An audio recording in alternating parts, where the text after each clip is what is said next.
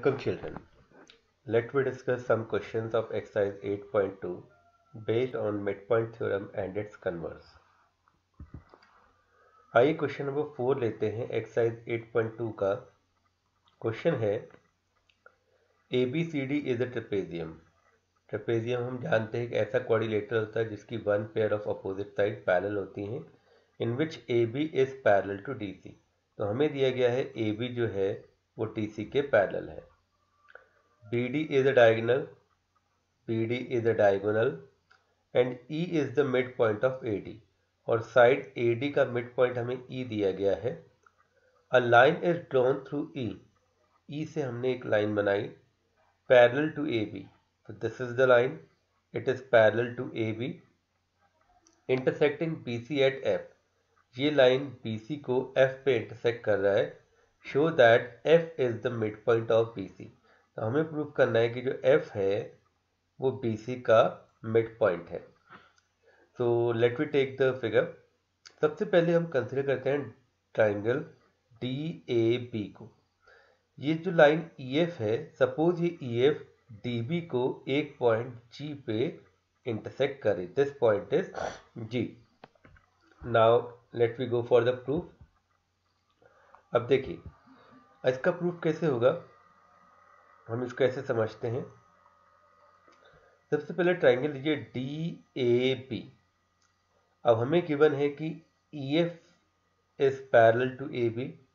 तो अगर EF AB के पैरेलल है तो EF का पार्ट यानी कि EG AB का पैरेलल होगा।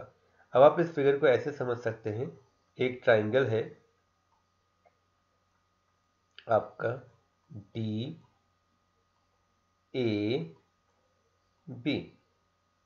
जिसमें हमने एक लाइन बनाई है E एंड G। अब as per the given condition E आपका AD का मिड पॉइंट है एंड E से हमने एक लाइन बनाई है EG जो AB के पैरेलल है। तो we know the converse of mid point theorem कि अगर हम किसी ट्राइंगल की एक साइड के मिड पॉइंट से एक लाइन बनाते हैं जो सेकंड साइड के पैरेलल होगा, तो as per the theorem it will bisect the third side. It means जो G है वो BD को बाइसेक्ट कर रहा है, or in other words we can say G is the midpoint of BD. So we have obtained in triangle DAB G BD का midpoint है। Next proceed करते हैं। नाउ वी आर गिवन कि AB is parallel to EF। हमें दिया गया है AB EF के पैरेलल है। इसके अलावा हमें दिया गया है कि जो ट्रेपेजियम ABCD है उसमें AB DC के पैरेलल है।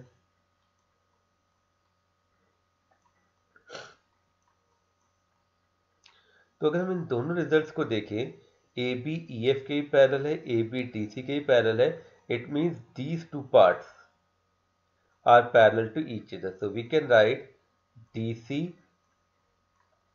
is parallel to EF. So we have obtained DC is parallel to EF. Now अगर EF DC के पैरेलल है तो we can say जो GF है, this GF is also parallel to DC। तो ये रिजल्ट हमारे पास आ चुका है। अब हम ट्राइंगल लेंगे BCD, जो रिवर्स ट्राइंगल है BCD लेंगे। इसमें हम देख रहे हैं G is the mid point of BD, अभी हमने इसको शो किया था। फिर G से हमने एक लाइन बनाई GF जो DC के पैरेलल है। तो if we draw any line from the mid point of one side of a triangle parallel to the second side, then converse of mid point says it will bisect the third side. It means जो F है वो BC को bisect कर रहा है, और in other words we can say B is the midpoint of this side BC. This we can see here. The whole explanation is given here in the written form. The thing we have discussed right now, same is being given here. So first we have proved G is the midpoint by converse of midpoint theorem. Then we have shown that EF is parallel to DC. Then by converse of midpoint theorem we have shown F is the midpoint of BC. Next question पे चलते हैं। This is a very important question from board exam point of view. In a parallelogram ABCD। अब हमें दिया गया कि ABCD एक parallelogram है। E and F are the midpoint of side AB and CD. E is the midpoint of AB, F is the midpoint of DC. Show that line segment AF, ये line segment AF and EC trisect diagonal BD। हमें prove करना है कि ये जो line segment AF है और CE है वो इस BD को ट्राइसेक्ट कर रहा है। ट्राइसेक्ट मीन्स उसको 3 इक्वल पार्ट्स में डिवाइड कर रहा है, और in other words we have to show कि जो DP है वो PQ के इक्वल है और PQ आपका QB के इक्वल है। तो this we have shown to show that these 3 parts are equal to each other. अब देखिए, सबसे पहले हम कंसीडर करेंगे क्वाड्रिलेटरल AEC एंड F को। हम इस AECF को एक पैरेललोग्राम प्रूव करेंगे। हमें पता है कि कोई भी क्वाड्रिलेटरल की अगर one pair of opposite side parallel और इक्वल होगी तो हम उससे पैरेललोग्राम कह सकते हैं। अब अगर हम यहाँ देखें तो देखिए, E is the mid point of AB and F is the mid point of FC। क्योंकि ABCD एक पैरेललोग्राम है तो हम कह सकते हैं जो AB है वो DC के इक्वल होगा। AB क्या है, वो DC के इक्वल होगा। अब अगर पूरी साइड AB पूरी साइड DC के इक्वल है तो इनका हाफ भी इक्वल होगा, यानी half of AB half of DC के बराबर होगा। ये हमने एक इंपॉर्टेंट चीज समझ ली है। अब अगर हम देखें जो AE है वो AB का हाफ है। क्यों हाफ है? Because E is the mid point, तो हम AE को लिख सकते हैं हाफ ऑफ AB। सिमिलरली जो FC है वो DC का हाफ हो गया। तो अभी हमने पहले इनिशियल डिस्कशन में बताया कि AB DC के इक्वल है, तो AB का हाफ DC के हाफ के इक्वल है। और अभी हम दिखा रहे हैं कि जो AB का हाफ है वो AE है और DC का हाफ है CF। तो we can say these two parts are equal, यानी AEFC के इक्वल हो गया क्योंकि दोनों इक्वल साइड्स के हाफ है। इसके अलावा we know that this AB is parallel to DC। तो अगर AB DC के पैरेलल तो this AE will be parallel to CF, AE CF के पैरेलल होगा। तो अब इस क्वाड्रिलेटरल AECD में this side and this side, these two sides are parallel and equal, so AECF is a parallelogram। तो हमने प्रूव कर दिया कि AECF is a parallelogram। अब आगे बढ़ते हैं।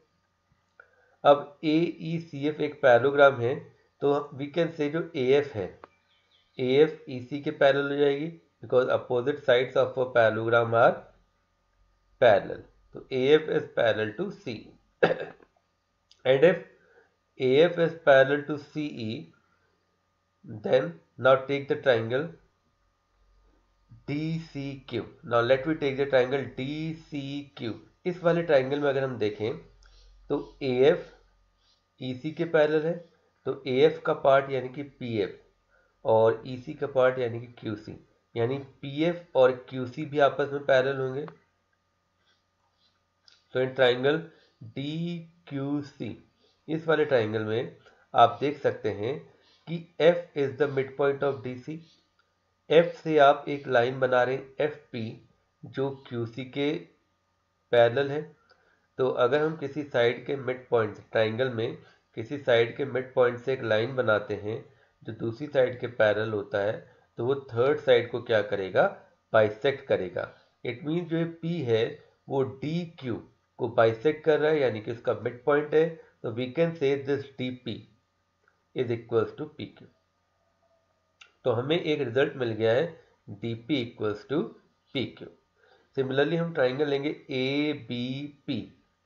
ABP EC और AF पैरेलल है तो इट मींस EQ और AP आपस में पैरेलल होंगे, ये और ये पैरेलल होगा। अब आप देखिए E is the mid point of AB। E से हमने एक लाइन बनाई EQ जो AP के पैरेलल है। तो from mid point of one side of a triangle one line is drawn parallel to the second side, so it will bisect the third side।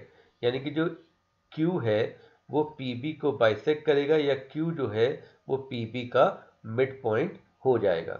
तो अगर Q आपका PB का mid point है तो we can say this PQ equals to QP। तो हमें एक result ये मिल गया। तो by using the converse of theorem mid point theorem we have shown that DP equals to PQ and PQ equals to QP।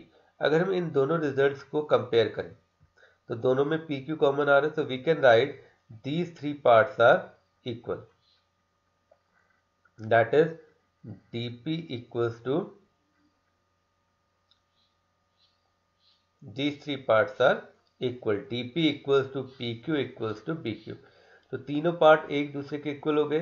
तो simply we can से कि जो पॉइंट P और Q हैं वो DB को ट्राइसेक्ट करते हैं, यानी तीन इक्वल पार्ट्स में डिवाइड करते हैं। इसको हम ऐसे भी लिख सकते हैं फर्दर। अगर हम BD को लिखना चाहें तो BD को हम लिख सकते हैं BQ plus QP plus PD, BQ PQ plus PD। अब क्योंकि तीनों पार्ट्स आपस में इक्वल है तो in place of PQ and DP we can write this PQ। So we have written PQ plus BQ plus BQ 3BQ। तो PQ आ गया 1/3 PD। अब क्योंकि ये तीनों पार्ट्स इक्वल हैं DP PQ BQ, तो किसके बराबर हो गए 1/3 BD के बराबर हो गए। तो we are showing that each part is 1/3 of BD, so it means it is trisecting the side diagonal BD। By the way अगर हम इतने एक्सप्लेनेशन को ना भी लिखें तो वी कैन ओनली शो कि DP PQ और QB आपस में इक्वल हैं, तो ये BD को तीन इक्वल पार्ट्स में डिवाइड कर रहे हैं, यानी कि ट्राइसेक्ट कर रहे हैं। Next question. This is again an important question from examination point of view. ABC is a triangle right angled at C. तो we are watching ABC एक ट्राइंगल है जिसमें एंगल C 90 डिग्री का है। A line through the midpoint M of the hypotenuse। अब AB का जो hypotenuse है, AB हाइपोटेन्यूज है ट्राइंगल का, उसका हमने मिड पॉइंट लिया M। यहाँ से हमने एक लाइन बनाई MD पैरेलल टू BC। तो हमें दिया है MD BC के पैरेलल है। अब हमें शो करना है, सबसे पहला है D is the mid point of AC। तो it's a simple application of converse of mid point theorem. देखिए ट्राइंगल ABC में from mid point of one side AB, तो हमने एक साइड AB का मिड पॉइंट लिया M। We have drawn a line MD हमने parallel बनाई है BC के। तो कन्वर्स ऑफ मिड पॉइंट कहता है कि जो MD है वो AC को बाइसेक्ट करेगा, यानी कि जो D है वो AC का क्या होगा, मिड पॉइंट होगा। This is our first part proved. Now second is MD is perpendicular to AC। अब हमें शो करना है कि जो MD है वो AC के परपेंडिकुलर है, यानी कि 90 डिग्री का एंगल बनाता है। तो सबसे पहले हम देखते हैं कि अभी हमने दिखाया कि जो MD है वो BC के पैरेलल है, it was given. Second C एक एंगल 90 डिग्री दिया गया है। तो अब जब हम देखते हैं कि हमारे पास दो पैरेलल लाइन है, एक हमारी है MD, एक हमारी है BC।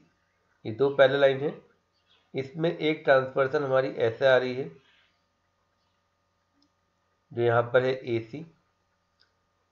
So we know that when two lines are parallel and a transversal intersect them, तो उनके करस्पॉन्डिंग एंगल्स इक्वल होते हैं।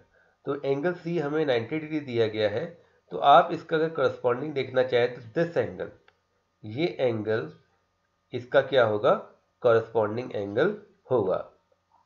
और हमें पता है कि पैरेलल लाइन में करस्पॉन्डिंग एंगल इक्वल होते हैं, तो अगर ये एंगल 90 का है तो ये एंगल भी क्या होगा, 90 का होगा।